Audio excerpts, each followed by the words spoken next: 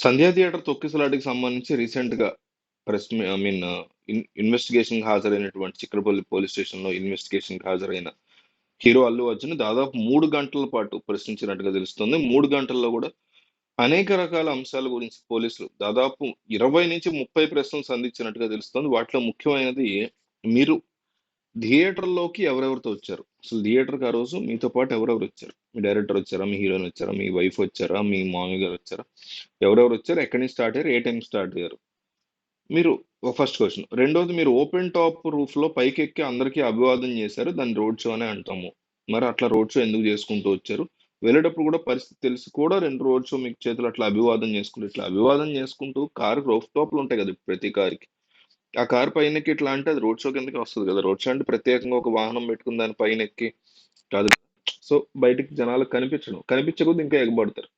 So, అదొక రెండో ప్రశ్న అడిగినట్టుగా తెలుస్తుంది. తర్వాతది రేవతి లేదా ఎవరో ఒక వ్యక్తి మహిళ చనిపోయినట్టుగా మీకు తర్వాత రోజు వరకు తెలియకపోవడం ఏంటి? తెలీదని ఎట్లా చెప్తారు? ఏసీపీ వచ్చి చెప్పారు గదా మీకు. మీడియాలో దాని గురించి వార్తలొచ్చాయి గదా! వారి పేరు తెలియకపోయినా పర్టిక్యులర్ వ్యక్తి చనిపోయారనేటువంటి మాట మీకు తెలుస్తది గదా! దాని గురించి మీరెందుకు ఆహ్, ఏమి చేయలేకపోయారు? తెలుసుకొని గూడా సైలెంట్‌గా ఎందుకున్నారు? థియేటర్ నుంచి వెళ్ళమన్నప్పుడు ఎందుకెళ్ళలేదు? మూడోది. నాలుగోది థియేటర్ నుంచి మిమ్మల్ని వెళ్ళమని ఎన్ని సార్లు పోలీసులు రిక్వెస్ట్ చేశారు? అనేది ఒక ప్రశ్న. అట్లాగే జనాలు ఎగబడుతున్నప్పుడు మీరు నేను లేను, వెంటనే సినిమా చూసి ఎళ్ళిపోయానన్నారు. కానీ మీరు జాతర సీక్వెన్స్ చూస్తున్నటువంటి వీడియో బయటకొచ్చింది. దానికి మీరేమంటారు? ఈ రకమైనటువంటి ప్రశ్నలు వరుసపెట్టి సంధించినట్టుగా అల్లు అర్జున్ మీద తెలుస్తుంది. అల్లు అర్జున్ కొన్నిటికి సమాధానం చెప్పలేదని, కొన్నిటికి చెప్పారని, కొన్నిటికి సైలెంట్‌గా ఉన్నారనేటువంటి మాట వినిపిస్తోంది. అయితే అల్లు అర్జున్ సమాధానం చెప్పాల్సినటువంటి బాధ్యత ఆయన మీద ఉంటుంది. లేదంటే పోలీసుల విచారణలో రేపొద్దున ఇబ్బందవుతది. కోర్టులో ఇబ్బందవుతది. విచారణకు మరొకసారి పిలుస్తామని అవసరమైతే సంధ్యా థియేటర్ దగ్గరికి తీసుకెళ్ళి సీన్‌ని రీక్రియేట్ చేయాల్సినటువంటి అవసరం కూడా ఉందనిపిస్తే మళ్ళీ పిలుస్తామని తమకి అవైలబుల్‌గా తాను ఉండాలని, అందుబాటులో ఉండాలని చాలా నొక్కి మరీ పోలీసులు చెప్పినట్టుగా తెలుస్తుంది. ఇంకో పక్క ఎవరైతే బౌన్సర్‌లు ఉన్నారో, బౌన్సర్‌ల హెడ్ ఉన్నాడో యాంథనీ అనేసి అల్లు అర్జున్ చుట్టూ ఉండే బౌన్సర్‌లకి అతనే లీడరు. అతనే మేనేజర్ లాంటోడు ఆ కంపెనీకి.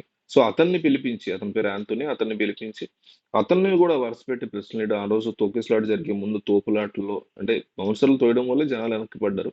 అదంతా ఎట్లా జరిగింది? ఏంటి? హీరో మీదకి రాకుండా కంట్రోల్ చేయడం కోసం మీరేమేం చేశారు బౌన్సర్‌లు ఇవన్నీ మాట్లాడడం.